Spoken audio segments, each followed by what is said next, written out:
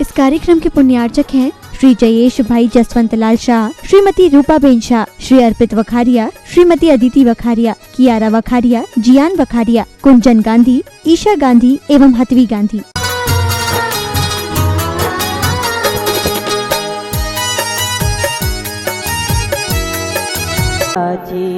मन मंदिर में आपका भक्ति सहित आहार, अत्र दिष्ट सन्निधि करण श्रद्धा सुमन प्रदान। ओम ह्रीम अभिनवाचार्य श्री समय सागर जी महामुनिंद्र अत्र अवतार अवतार अवतार समर्थ याहाविनम। जय हो जय हो जय हो। आत्र तिष्ठ तिष्ठ तिष्ठ ठाठति स्थापनम। जय हो जय हो जय हो। आत्मम सन्निहितो भावो सन्निधि करणम परिपुष्पांजलिम क्षिपामि। हाँ, श्री विद्यासागर गुरुवर ने क्या शिष्य समय सागर पाया। इस युग में योग नियम प्रवचन बाहुड़ कृत जीवित छाया। जन्मों के रोग पुनः न जुड़े ऐसा कोई उपचार करो। आचार्य समय सागर गुरुवर शुचि जल धारा स्वीकार करो। ओम ह्रीम संत शिरोमणि आचार्य श्री समय सागर जी महामुनिंद्र सर्वेषां जन्म जरा मृत्यु विनाशनाय जलम निर्वपामिति।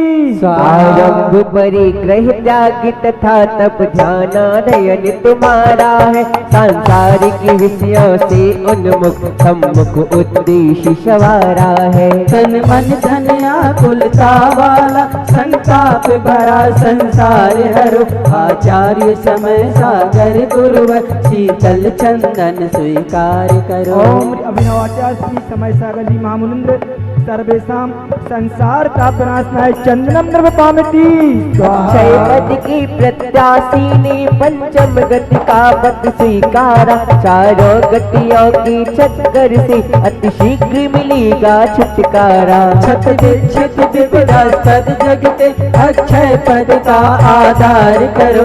आचार्य समय सागर गुरुवर उज्जवल अक्षत स्वीकार करो। ओम अभिनवाचार्य श्री समय सागर जी महामुनिंद्र सर्वेषां अखंड अक्षत प्राप्ताय अक्षतान निर्वपामिति। निर्मोही परिमोहित जनता जिसकी जग में छवि अविकारी। पंचेंद्रिय भोग विषय विषम चिंतन धारा उपमाहारी। जो विपद विषम विषय आशा है उस आशा का परिहार करो। आचार्य समय सागर गुरुवर मृदु पुष्प पुंज स्वीकार करो। ओम अभिनाचार्य श्री समय सागर जी महामुनिंद्र सर्वेषां कामवाण विध्वंसनाय पुष्पम निर्वपामिति। जो शीत उष्ण वर्षा ऋतु में महांतर तप तपती है। जब भोग विषय में व्यक्ति जगत गुरु पंच परम पद भजती है। जो क्षुधा तृषा की तृष्णा है इस तृष्णा से उस पार करो। आचार्य समय सागर गुरुवर नैवेद्य सरस स्वीकार करो। अभिनवाचार्य श्री समय सागर जी महामुनिंद्र सर्वेषां महाचुदारूपनाशनाय नैवेद्यम निर्वपामिति। जीवन में अंतर ज्योति जगी रत्नात्रय शोभा पाता है। जिसका यश है जग में जगमग ज्ञान भी शर्माता है। सर्वांग प्रदेश चमक जाए वह ज्योति प्रकट इस वार करो। आचार्य समय सागर गुरुवर मणिमय दीपक स्वीकार करो। ओम अभिनवाचार्य श्री समय सागर जी महामुनिंद्र सर्वेषां महामोहांधकार विनाशनाय दीपम निर्वपामिति।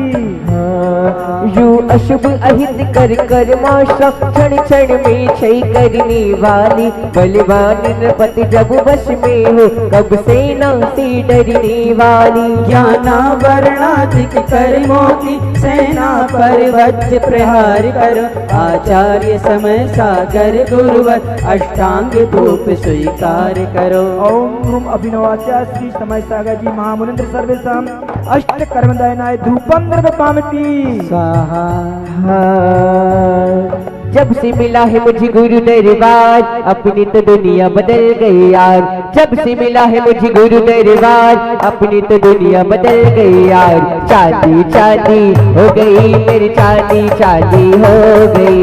चांदी चांदी हो गई मेरी चांदी चांदी हो गई। जब से मिला है मुझे गुरु दरबार अपनी तो दुनिया बदल गई यार। जब से मिला है मुझे गुरु दरबार अपनी तो दुनिया बदल गई यार। चांदी चांदी हो गए मेरी चांदी चांदी हो गई। चांदी चांदी हो गई मेरी चांदी चांदी हो गई। विधि पूर्वक द्वादश तप तप के उपसर्ग परिचय सहती हो। भव संतति का अंतिम कल हो अध्यात्म जगत में रहती हो। आभार यही अभिव्यक्त कर भव संतति का यह भार हर।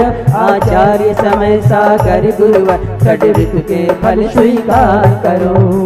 ओम रूम अभिनवाचार्य श्री समय सागर जी महामुनिंद्र सर्वेशाम महामोक्ष फल प्राप्त है। फलम निर्वपामिति स्वाहा। जिनकी चर्यामी चरिचा में श्री मूलाचार्य समाया है। श्री शांति वीर शिव ज्ञान तथा विद्यासागर से पाया है। जय बनते रहो इस धरती पर हम भक्तों का उद्धार करो। आचार्य समय सागर गुरुवर यह अष्ट द्रव्य स्वीकार करो। ओम अभिनवाचार्य श्री समय सागर जी महामुनिंद्र अनंत प्राप्त है। अर्घ्यम निर्वपामिति स्वाहा। सूर्य समय सागर बने गुरुपद जिनके नाम आज उन्हीं की वंदना बारंबार प्रणाम। तुम चांद से प्यारी हो तुम चांद से प्यारी हो। खुद चांद कहे तुमसे तुम चांद हमारे हो। तुम चांद से प्यारी हो समय सागर हमारी हो। खुद चांद कही तुमसे तुम चांद हमारी हो। खुद चांद कही तुमसे तुम चांद हमारी हो। बुंदिल खंड का तीसराज श्री सिद्ध चेट कुंडलपुर में एकत्रित संघ चतुर्विधि ने आह्वान किया गुरु को उरी में उत्सव जो आज यहाँ देखा ऐसा न कहीं उत्सव देखा। संतों की सन्निधि से सम्मिली हम भक्तों की जीवन रेखा। श्री विद्यासागर गुरुवर ने जब गुरुपद भारी उतार दिया। गुरु की आज्ञा से मुनि श्री ने फिर गुरुपद स्वीकार किया। आचार्य समय सागर गुरु ने सबको आशीष प्रदान किया। सबने गुरु के उच्चासन में गुरुदेव तुम्हें सम्मान दिया। तुम चांद से प्यारे हो तुम जग से प्यारे हो। खुद चांद कही तुमसे तुम चांद हमारे हो। ओम रूम अभिनवाचार्य श्री समय सागर जी महामुनिंद्र अनर्प प्राप्त है। जयमाला पुण्य अर्घ्यम निर्वपामिति स्वाहा। गुरु पद पर आसीन जो गुरु आज्ञानुसार सूरी समय सागर तुम्हें वंदन बारंबार। आशीर्वाद परिपुष्पांजलिम छिपामी। जो ज्ञान में जो ध्यान में जो त्याग तप में लीन है। इंद्रिय विषय आशा बिना आरंभ संग विहीन है। ऐसे महामुनि राज को सत्य सत्य नमन सत्य सत्य नमन। यह अर्घ्य अर्पित कर रहा बस द्रव्य का जिसमें चयन। आज दिल्ली से आए हुए श्री चमनलाल जी जैन, प्रवीण जी जैन, राजस्थली दिगंबर जैन समाज लगभग 70 लोग पूज्य गुरुदेव के पास श्रीफल रखने आए हैं कि पूज्य गुरुदेव हमें भी दिल्ली के लिए कोई ना कोई संघ वहां पर मिले। आज उन्होंने 1,11,000 रुपए की दान राशि देकर के शास्त्र भेंट करने का अवसर प्राप्त किया है। चमनलाल जी आप आए और पूज्य गुरुदेव कर कमल में शास्त्र भेंट करें। हाँ 4-5 लोग जो भी आ जाए, आप लोग शीघ्रता कर लें, जल्दी से आ जाए। हाँ हम सबको प्यारी लगती ये प्यारी मात जी निवाणी, हम सबको प्यारी लगती ये प्यारी मात जी निवाणी। मन में तू इसी बसाली जन्मों की प्यास बुझ जानी, हम सबको प्यारी लगती ये प्यारी मात जी निवाणी। मन में तू इसी बसाली जन्मों की प्यास बुझ जानी, हम सबको प्यारी लगती ये प्यारी बात जिनवाणी, हम सबको प्यारी लगती ये प्यारी बात जिनवाणी। मीठे रस से भरोरी गुरुवाणी लागे, ओ जीने वाणी लागे, ओ मने आत्मा की बात गड़ प्यारी लागे।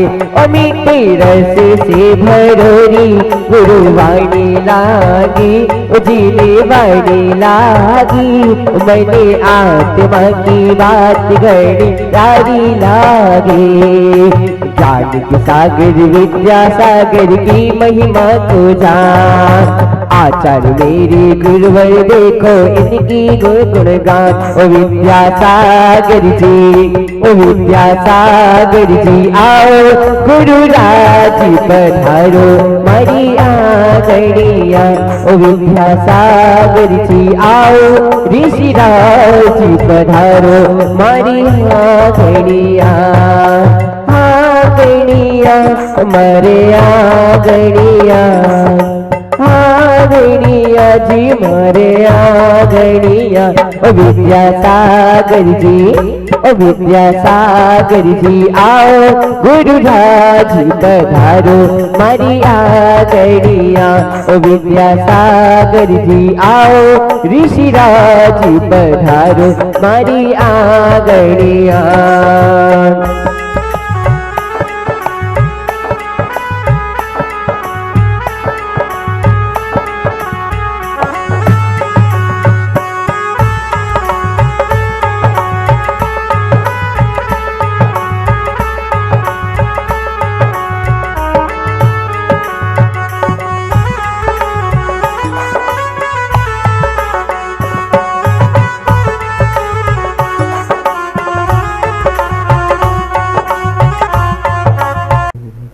मुमुक्षुपन का ज्वार उठे, पूर्ण प्रकाशित तथा पंथ हो,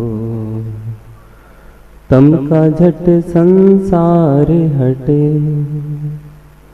चेतन का चंद्रोदय प्यारा, चारु चांदनी खिली हुई, उसे नमन हो विनम्र मति से, श्रद्धा जिसमें घुली मिली, उसे नमन हो।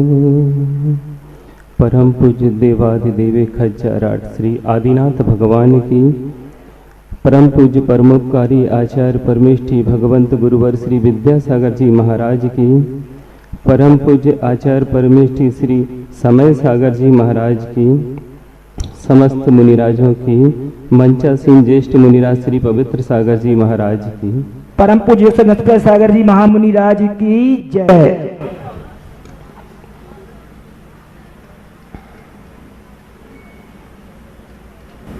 शोक को श्लोक का रूप देते थे आचार्य भगवान।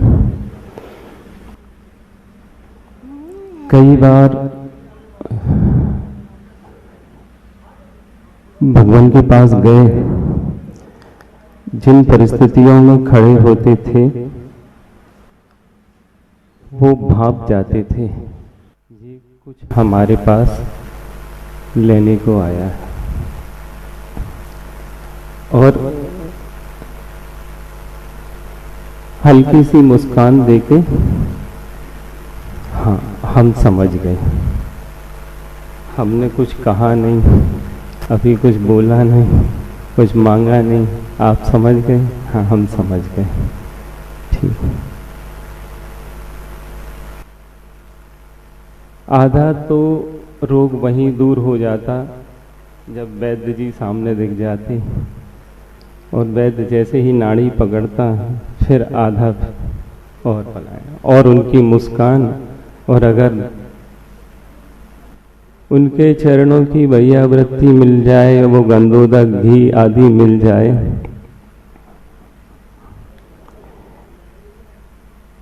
ये अद्भुत चमत्कार जीवन में एक बार नहीं कई बार हुए। ये क्या था पता नहीं। जितनी बार भी आचार्य भगवान के चरणों के समीप गए, यहाँ से पीड़ा बहुत सारी लेकर गए, और वहाँ पर पहुँचते ही वो पीड़ा छूमंतर होने लगती थी अपने आप ही।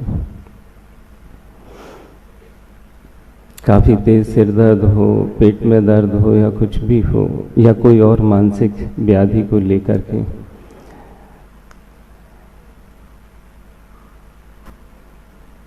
तो वह सूत्र बिल्कुल सार्थक समझ में आया। शोक को श्लोक का रूप देते हैं आचार्य भगवान।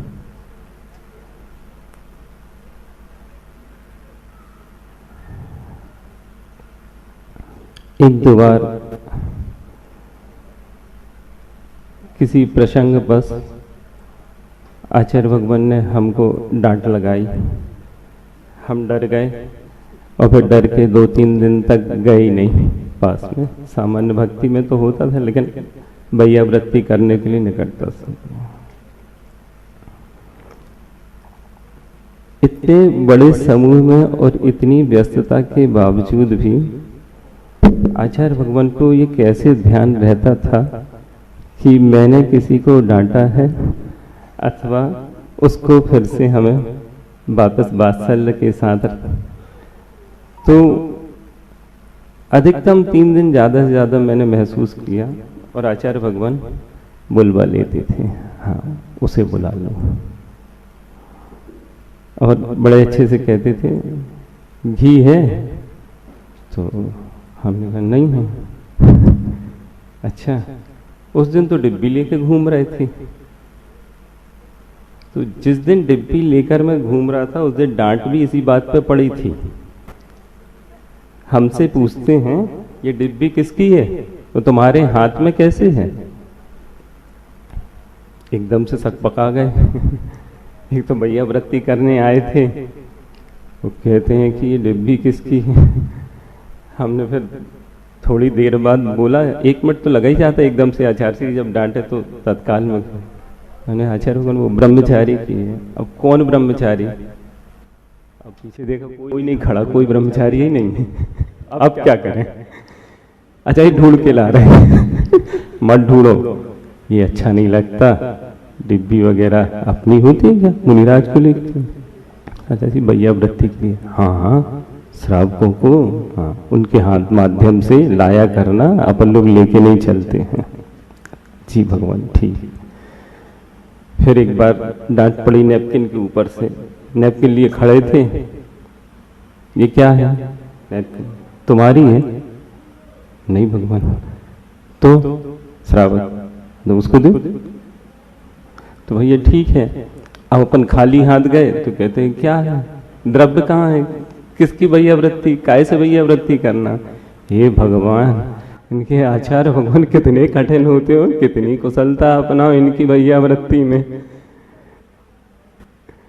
एक एक छोटी छोटी सी चीजें आचार्य भगवान ने जब वो करके सिखलाई, बतलाई कि किस तरह से आपको आगे भी सावधानी रखना है, तो ये सारी चीजें जब भगवान के साथ थे तब तक तो कोई दिक्कत नहीं गई, लेकिन हकीकत में जब बाहर निकले और उन 2-3 सालों का अनुभव हुआ तो श्रावक भी कई बार पूछता था, महाराज जी आप तो ये रख सकते हो, ये कर सकते हो, पूछता है, बाकायदा पूछता, हमसे पूछे गए, ये प्रश्न पूछे गए। तब आचार्य भगवान की वो एक एक चीज याद आती थी कि देखो वो कैसे सिखाते थे कि क्या होती है चर्या और किस तरह से आपको सावधानी कहाँ कहाँ रखनी है। तब ध्यान में आया और इस तरह आचार्य भगवान ने एक एक छोटी छोटी बातों पर तैयार करके वो मानस तैयार करवा दिया था पहले ही कि आगे आप स्वयं अपने आप पर खड़े हो, अपने पैरों पर स्वयं खड़े हो और अपनी चर्या खुद करो और अपनी सावधानी रखो। इंडिपेंडेंट पूरा बना के ही उन्होंने कोशिश की, भले ही अभी भी प्रमाद बसात अथवा मंद बुद्धि के कारण ये सारी स्थिति बनती गई, लेकिन वस्तुतः ये समझ आया कि आगमिक प्रवचन तो यही है और इसी के माध्यम से हमारे लिए कोई सामने वाला व्यक्ति नमोस्तु करता है अथवा हमारी पूजा करता है। ये चीज़ें अगर नहीं देखता ना वो, तो लोक लिहाज से करता तो है, हाथ तो जोड़ता है, लेकिन उसकी आंखों और चेहरों में वो श्रद्धा के भाव नजर नहीं आते हैं। ये हमने भी पढ़े, तब लगता था कि आचार्य भगवान बिल्कुल सही बोलते हैं। एक एक चीज उन्होंने जब वस्तुतः सामने लाकर रखी। दूसरा एक प्रसंग और सामने उपस्थित हुआ कि श्रावक किसी भी प्रकार से वो साधु को साधु के रूप में ही देखना चाहता है, उसके अन्य विकृत या विकार रूप में वो स्वीकार ही नहीं कर पाता है। आप भले ही कह दो कि ये कर्म बसात है या किसी कारण से इस तरह हो जाता है, प्रमाद आदि जो भी कह दो कशाय, लेकिन उसकी श्रद्धा आस्था डोल जाती है आपके एक भी विकृत रूप को देखकर, चाहे वो भाषा समिति के रूप में हो अथवा क्रिया विधि के रूप में, चर्या के रूप में भी हो। तो तब समझ में आया कि आचार्य भगवान हमेशा हमेशा कितना भी बड़ा संकट आया, आचार्य भगवान ने अपने साधु स्वरूप को कभी नहीं छोड़ा और कितनी जल्दी वो अपने मूल रूप में आ जाते थे। जैसे कुछ भी समाचार मिले उन्हें, शोक के मिले हों, आवेग के मिले हों, कोई भी उद्वेगपूर्ण वातावरण तैयार हुआ, आचार्य भगवान के चेहरे से ऐसा नहीं लगा कि बहुत ज़्यादा वो क्षुभित हो गए हों या किसी और परेशानी में। जो अपने चेहरों में टेंशन आती है, चेहरे लटक जाते हैं, आचार्य भगवान ने बहुत देर तक उन सारी चीज़ों को अपने ऊपर हावी नहीं होने दिया। बस ऐसा लगता था हाँ गुरुदेव, तो 4 मिनट में नॉर्मल हुए, सब ठीक। सहजपुर, जौनपुर से सहजपुर जब परम पूज्य मुनि श्री सुमति सागर जी की समाधि की प्रसंग आया, हम वहीं थे ब्रह्मचारी अवस्था में, तो आचार्य भगवान के पास जैसे ही समाचार आया 2 मिनट रहे, इसके बाद पूज्य मुनि श्री संभव सागर जी आदि और भी मुनिराज की आंखों में आंसू आ गए। आचार्य भगवान ने तुरंत ही अपने स्वरूप को बदला और एक अच्छा प्रसंग सुनाया उसी से और नॉर्मल कर दिया सबको। ये आश्चर्य वाली लगता था कि ऐसे कैसे हो जाता है इतनी जल्दी कोई। तब समझ में आया कि नहीं, शोक को श्लोक में बदलने वाले आचार्य भगवान, उस मंत्र को बाकायदा ध्यान में रखते हुए और गाथाओं को ध्यान में रखते हुए आचार्य भगवान ने क्रिया रूप में परिणत किया। जो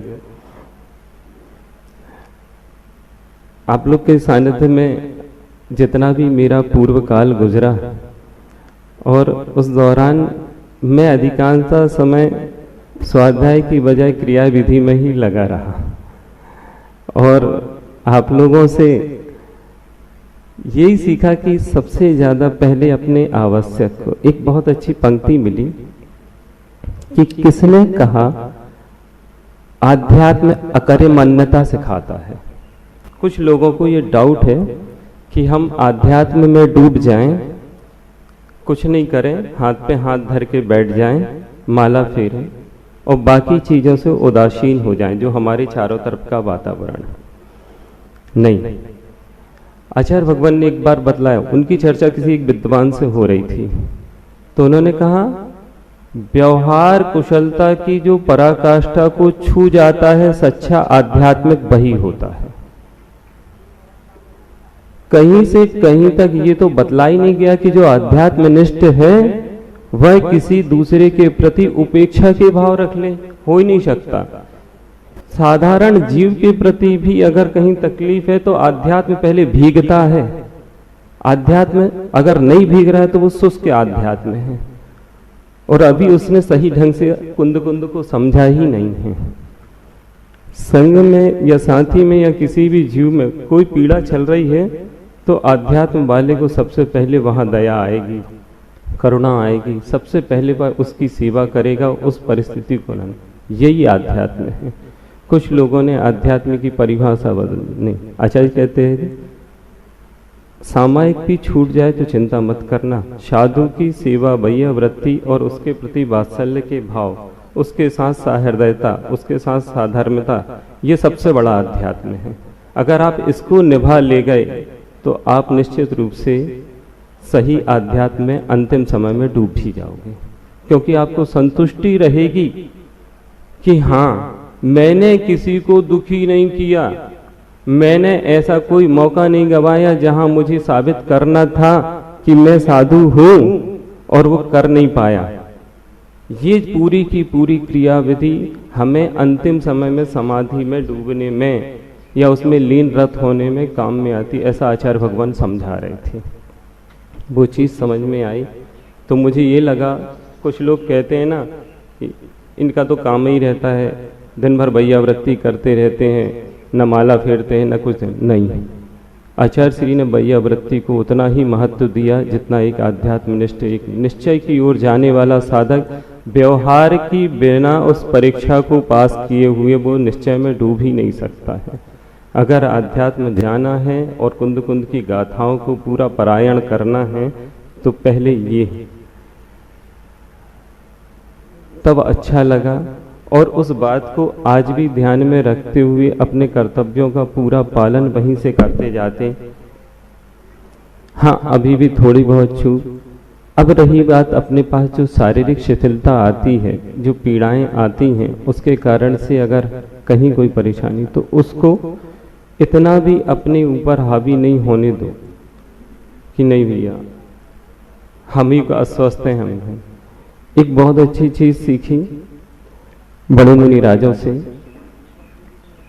एक दिन की बात थी, सोम सागर जी स्वयं पीड़ा के में दौर से गुजर रहे थे और हमने बुलवाया कि महाराज जी मेरे तकलीफ हो रही है बहुत ज़्यादा। वह स्वयं आए और आधा एक घंटे तक पूरी भैया वृत्ति करने के उपरांत कहते हैं, अच्छा हुआ आपने हमारा उपयोग बांट दिया और हम स्वस्थ हो गए। तब ये समझ में आया कि हाँ, इस तरह से हम भी करेंगे और ऐसे ही हम भी अपना उपयोग बांट करके अपनी अस्वस्थता दूर कर लेंगे। तो ये कहीं से कहीं तक नहीं, शारीरिक शिथिलता वाला एक दूसरे के लिए सोच भी नहीं सकता है, सोच सकता है। एक दूसरे का साथ लेकर के, एक दूसरे की भैया वृत्ति करके, ये सारी चीज़ें तालमेल बैठला करके। हमने तो आप लोगों को खूब करीब से देखा था और सब अच्छा था। जिसके शरीर में 4 पॉइंट हीमोग्लोबिन भी ना हो, 6 पॉइंट ना हो, वो कैसे किस तरह से पूरे दिन लेखन कार्य में लगी रहती थी, भरी गर्मी में उपयोग करती रहती थी। हम आश्चर्यचकित रहते थे जी कर क्या रही हैं और मन कैसे लगता है। नहीं, मन लगाया तो ऐसे ही बस आप लोगों को ही देख देख कर मैंने भी मन लगाना सीख लिया। एक और घटना शुरू में हुई। एक व्यक्ति कोई होगा, ज्योतिषाचार्य आदि होगा, हमारे परिचित का नहीं था, तो अचानक देख के कहता है, कहते महाराज जी आपको बड़ी परेशानी जाएगी अभी शुरू में। मैंने कहा भैया हमें तो पहले दिन से परेशानी जा रही थी। हमने कहा जब आनंद सागर जी महाराज जी हमारे केस लॉन्च कर रहे थे तब हकीकत बहुत पीड़ा जा रही थी। तो मैंने कहा इसमें कोई बड़ी भारी बात नहीं, ये तो पता था हमें कि परेशानी जाएगी। कहने नहीं, फिर भी जो और भी परेशानियां हैं, अगर आप 3 वर्ष बहुत अच्छे से निकाल लो फिर आपको कोई दिक्कत नहीं जाएगी। तो मैंने कहा ठीक है भैया, हमारा तो 3 वर्ष क्या, अब तो आए गए हैं, पूरा जीवन भर यहीं निकलना है और देखते हैं आपका ज्योतिष क्या कहता है, कैसा क्या होता है।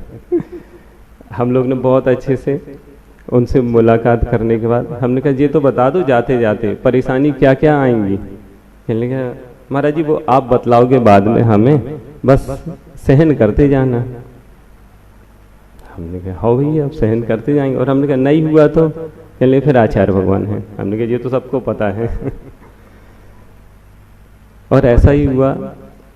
एक दिन बिहार के दौरान, जब पहला बिहार गर्मी का हो रहा था, बिल्कुल ऐसी हालत हो गई, अंतराय नहीं है कुछ नहीं। शाम को पहुंचे और इतनी पीड़ा प्यास की हद से बाहर, बस ऐसा लगे पानी पानी पानी, कहीं से भी पानी मिले बस। और अंदर के परिणाम भी बिगड़ते चले जा रहे हैं। हे भगवान क्या करें क्या ना करें, कोई देख तो नहीं रहा, कोई कुछ कह तो नहीं रहा। और जितना पानी आता जा रहा था शरीर के ऊपर जाता जा रहा था। ऊपर से भैया वृत्ति अपने हाथ से, कोई और भी श्रावक भी कर रहे थे, हम भी कर रहे थे। और बस 3 घंटे तक वो हमारा क्रम चलता रहा, हमें शांति नहीं मिल रही थी। पहली बार वो स्थिति महसूस की कि हाँ, कि जिस कठिन दौर से गुजरने की बात हो रही थी और परिणाम विकृत हो रहे थे, ये शायद वही दौर है। लगभग 9 बजे के बाद पूज्य निर्यापक श्रवण श्री योग सागर जी के पास गए, हाथ जोड़े और हमने कहा भगवान हमसे सहन नहीं हो रहा, सब कुछ हालत खराब है। तो उन्होंने अपनी गोदी में लेटाया, सिर पे हाथ फेरे बहुत अच्छे से, गीली पट्टी अट्टी की और कहते सो जाओ, धीरे धीरे नींद आ जाएगी, सो जाओ। सुला दिया। रात को 12 बजे उठे तो महाराज जी मध्य रात्रि की सामायिक करते हैं। तो महाराज जी ने हमें सबसे पहले प्रतिक्रमण सुनाया। फिर कहते सामायिक की थी, हमने कही नहीं की। कहने लगे बैठ जाओ, सामायिक कराई। और फिर उसके बाद फिर सुला लिया पास में ही, कहने सो जाओ। दूसरे दिन आचार्य भगवान के पास गए। आचार्य भगवान ने पूछा क्या हो गया था। कि आचार्य भगवान आज तक मैंने सुना बस था कि नरकों में प्यास की इतनी पीड़ा होती है, कल नरक देख के आ गया मैं। इतनी पीड़ा हुई, इतनी पीड़ा की पूछो मत, और पूरे परिणाम बिगड़ गए। कहने लगे ऐसा ज्यादा हुआ था, अंतराय था। हमने कही नहीं। कहने लगे अच्छा याद करो क्या खाया था, क्या लिया था आहार में। आहार में क्या लिया था, हमने क्या चाहे इतनी पीड़ा हुई उस चक्कर में तो भूल ही गए हम, क्या लिया क्या नहीं लिया। खाली बैठो, आराम से बैठो, याद करो, थोड़ा थोड़ा याद करो, कुछ तो ऐसा लिया होगा। फिर खुद याद दिलाते गए। रोटी कितनी ली थी, हो गई होंगी 3-4, कौन गिनता है। नहीं ठीक ठीक। रोटी में पराठे भी थे, पुड़ी भी थी, कुछ तला हुआ आया था, वो आया था जो फूली फूली सी रहती है। हाँ क्या कहते तुम लोग उसे, कचौड़ी। फिर कहते अच्छा ये बताओ किस चौके में गए थे, नागपुर वाला का चौका। हाँ कचौड़ी मिली होगी तुमको। अच्छा फिर पानी कितना पिया था, पता नहीं। कहते सुनो, अब आइंदा जब भी गर्मी का समय हो और बिहार का समय हो तो तला हुआ बिल्कुल नहीं लेना किसी भी हालत में। और प्रत्येक 4-5 गिलास के बाद कुछ लिक्विड ले लेना, पानी की मात्रा अधिक बढ़ा के लेना। जितनी रोटी खाओ उससे 4 गुना पानी पीना है, ठीक। और ज़्यादा जूस भी आदि ऐसे भी, इनको कहले जूस को पचाने के लिए, ड्राई फ्रूट्स को पचाने के लिए पानी चाहिए पड़ता है, उस पर नहीं। हाँ धने का पानी है, आंवले का पानी है, जीरे का पानी है, ये पानी की भी पूर्ति करेगा और ठंडक भी देगा। इस तरह से आप अपने आप को अब आगे से बचाकर चलोगे। नहीं जी भगवान, अब ठीक लग रहा है जी भगवान, उठोगे जल्दी उठोगे जी भगवान। ठीक है, इसको उठाओ, इसके आहार कराओ और अच्छा पानी पिलाओ इसको। तब समझ में आया कि हाँ, जो शुरुआत का समय होता है, 1-2 गर्मी होती हैं और ठंडी की भी पीड़ाएं, क्योंकि चटाई आदि दी नहीं गई थी, तो उस दौरान भी बड़े मुनिराजों ने जो सेवा आदि की, उन सारी चीज़ों को देख करके ये लगा कि नहीं, पहले शुरुआत में अपने शरीर जिसके माध्यम से ये धर्म ध्यान पालन होना है, चर्या का पालन होना है, इस पर ध्यान देते चलो और फिर इसके बाद धीरे धीरे उस आध्यात्म की ओर बढ़े चलो जो आचार्य भगवान हमें दे रहे हैं। ऐसे ही प्रत्येक वाक्या घटते चले गए। कई ऐसे प्रसंग बने जब इस तरह की परिस्थितियां निर्मित हुई। एक और परिस्थिति सागर में निर्मित हुई, वात्सल्यपूर्ण स्थिति। महाराज जी वहीं मौजूद थे। बड़ी अच्छी लगती वो याद आती हैं जब आप लोग भी थी वहाँ पर। तो हम लोग खुरई से प्रवेश किए थे और पहुँचे तो पहले दिन हम आहार करने मोराजी चले गए और पानी में एक दिन पहले भीगे हुए थे जिस दिन प्रवेश हुआ था। बुखार सी आ गई हल्की सी। हम तो 4 बजे निसंग सागर जी जो अभी आज विहार किए उनके पास गए। हमने कहा महाराज ठंडी लग रही, बुखार आ रही है। तो कहते हैं ठीक ठीक महाराज जी आप लेट जाओ, हम व्यवस्था कर दे रहे हैं। हम सो गए। 7 बजे करीब नींद खुली होगी तो देखा महाराज जी बैठे, पूज्य आचार्य भगवान नवाचार्य श्री समय सागर जी और भी सब लोग बैठे। तो कोई सिर सहला रहा है तो कोई पूरे शरीर में जहाँ तहाँ सब अपनी वैयावृत्ति सेवा कर रहे हैं। माता जी हम जैसा बेईमान और बदमाश बच्चा फिर से सो गया जानबूझ के। माता जी इतना सुख मिल रहा था, इतना सुख मिला। बड़े महाराज जी लोग अपनी गोदी में लिटाए हैं, सिर सहला रहे हैं, हाथ पैर अच्छे से वो हो रहे हैं। मैंने कहा भगवान ऐसा सुख कब मिलेगा मुझे? ये भगवान 2-4 दिन बुखार में पड़े रहने दो। ये है सुख को श्लोक में बदलने के फंडे जो संघ में देखे, आचार्य भगवान से देखे, बड़े महाराज जी से देखे। तो ये कुछ अच्छी ऐसी चीजें घटनाएं होती हैं कि कौन कहता है कि पीड़ाएं हमेशा सिर्फ दुख ही देती हैं या कष्ट देती हैं। कुछ पीड़ाएं आनंददायक भी होती हैं। अगर उस माहौल में रहा जाए और उस तरह का वातावरण बन जाए और बड़ों का आशीर्वाद वात्सल्य मिले तो पीड़ा नहीं लगती है, आनंद देने वाली लगती है। परम पूज्य आचार्य भगवान को पुनः याद करते हुए, तरणी विद्या सागर गुरु तारो मुझे ऋषिस, करुणा कर करशे दो। परम पूज्य आचार्य गुरुवर श्री विद्यासागर जी महाराज की, परम पूज्य आचार्य श्रमण श्री समय सागर जी महाराज की।